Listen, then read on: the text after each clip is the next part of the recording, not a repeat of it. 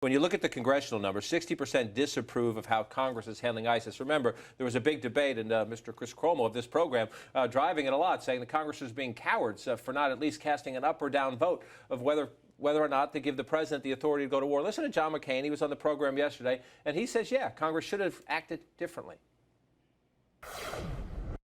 I have said repeatedly, it's an act of cowardice on the part of Congress. They didn't want to vote before the elections.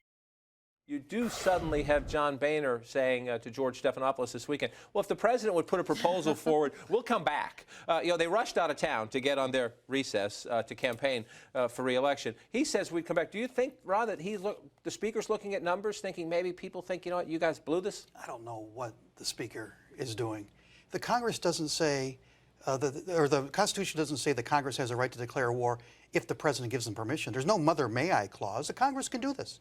And the president should be asking for authority. So you have both sides trying to argue who's least wrong here. It's just another example of a dysfunctional political system, a dysfunctional relationship between these two parties. And it's cowardly on Congress. That is the right word. Is there any indication at the White House that the president, before the election, remember the Senate is still run by Democrats, they didn't want to do this. It's not just Republicans, nobody.